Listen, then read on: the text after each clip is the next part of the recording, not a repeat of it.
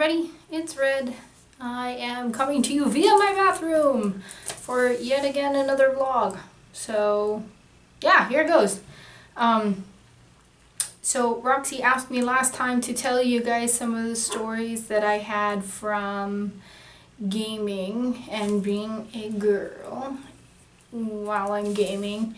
And in all honesty, I really don't have any of the silly stories that she has, because 99% of my gaming life I have been doing like single person RPGs.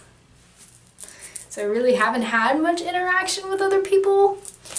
I think probably the worst thing that's ever happened to me, which is not really that bad, but the worst thing that's ever happened to me as far as me being a girl and having that kind of stigma, was when I used to play WoW.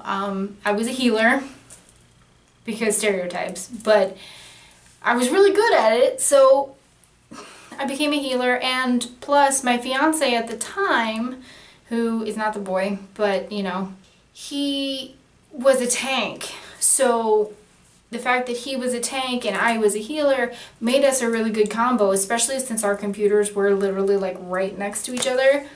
I could just hit him on the shoulder and be like, hey, you're pulling too much aggro, you know? So there was no lagging communication, there was nothing. So we made a really great team, and it didn't really present itself too much until we started doing like hardcore, like high level raids and things like that. Because, you know, we would just get a couple of DPS, you know, we'd be queued in for a certain dungeon or something like that, and then we'd get a couple of DPS and they didn't really care, and whatever, as long as we did our jobs, they were fine. But when we started getting into bigger and higher level raids and things like that, of course, everybody wanted to talk over vent. And I remember the first time I ever talked to anybody over vent. It was a very weird thing, but you know, everybody was doing roll call. They were, you know, we were all at the entrance to the raid and getting ready to do whatever it is we were gonna do. I don't even remember which raid it was. I think it was Naxxramas, but I have no idea. I don't really remember because it was so long ago. I mean, this was like when Lynch King first came out. So I had been playing WoW since, you know, vanilla, but after Cataclysm it kind of lost a lot of spark for me, so I stopped playing. But anyway, I digress. The first time I was on vent, everybody was doing roll call and my name came up and they were like, Izumi, are you here? You ready to go? And I decided to do something so incredibly stupid, and I don't know why I did it. I know I have a girly voice, but it's not like the girliest of girly voices. I decided to put on my best girly valley girl cheerleader 12-year-old girl type voice that I could possibly muster, because I thought it would be funny. So I went, hi guys, I'm here! And vent went silent.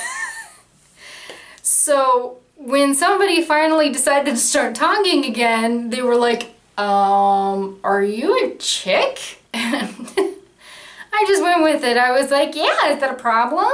And, you know, at first they were like, well, I don't know. And then of course my fiance at the time was like, look, if you want me as a tank, you're gonna have to have her as a healer because I won't tank with anyone else. They were like, fine, let's just give it a try, whatever.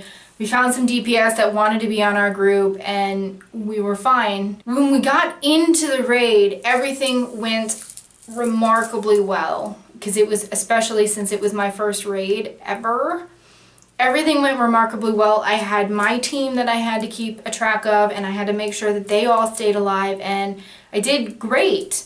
And that really kind of solidified wanting to do raids for me. And then after a while, people on our server got to know who we were, even people outside of our guild, because, you know, we had our own guild. It was called Cake or Death.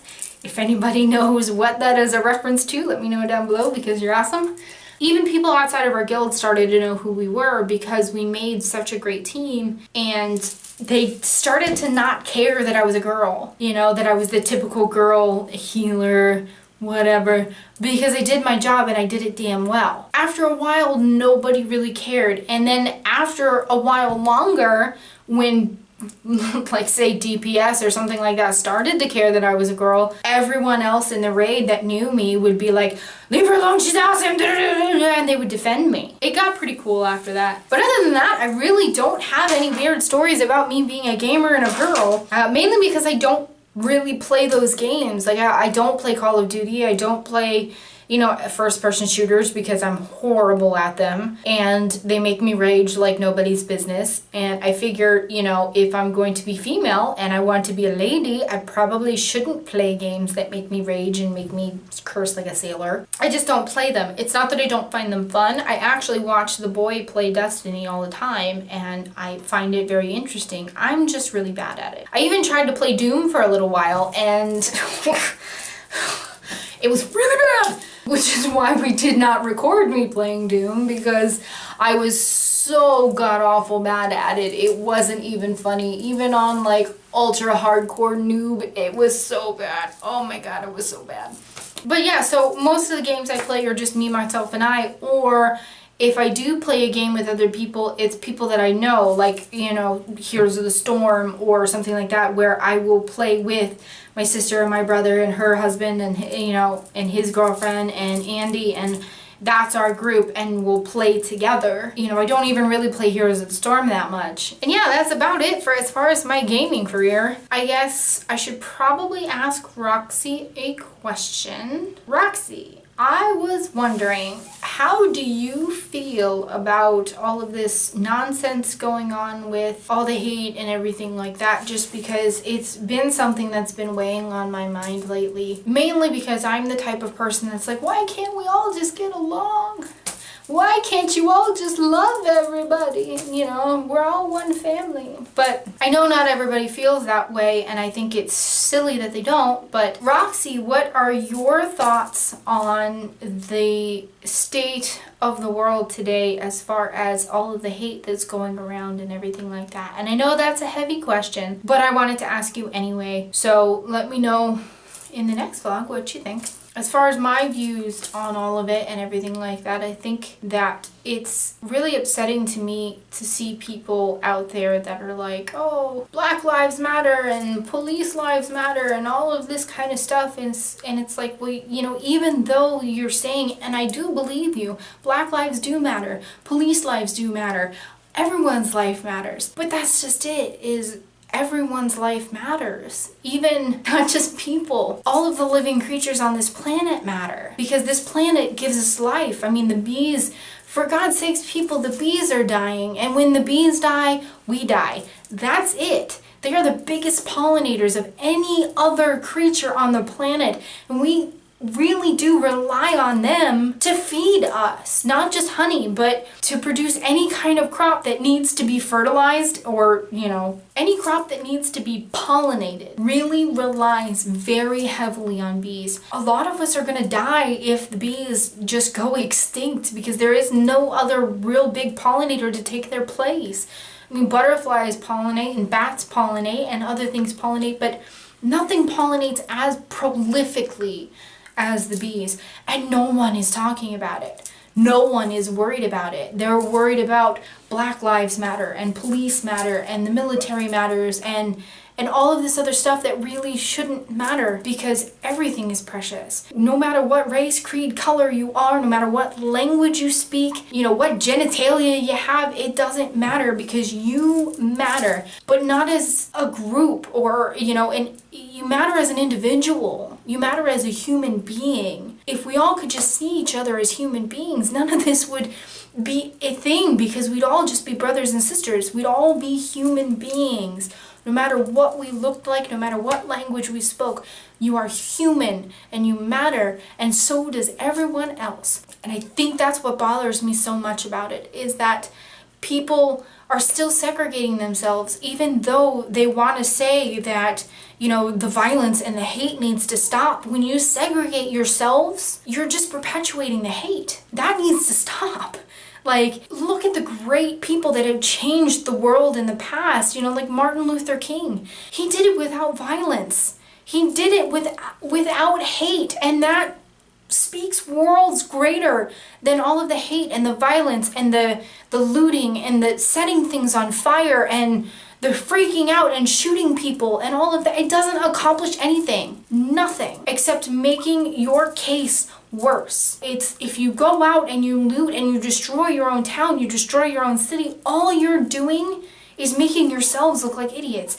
And then the rest of the world is going to look at you like you're idiots and that you don't know what you're talking about. When you try and say that our lives matter, you need to be a credible source. You need people to look at you and say, you know what, maybe we should listen. Maybe their lives do matter. Because nothing is going to change unless we can change the ideas and the views of everyone in the world to say that if you're a woman, you matter. If you're black, you matter. If you're brown, you matter. It doesn't matter what age, race, creed, color, gender, no matter what you are, we all matter. And not only that, but the world matters. What are we going to do if the planet decides that it's given up on us and it doesn't want to feed us anymore? Then what? When we take and take and take and we keep taking so much, there's only so much that the world can give us. We need to work together in order to stop all of this, to stop destroying the planet, to stop destroying each other, because if we don't quit it now, if we don't stop it now,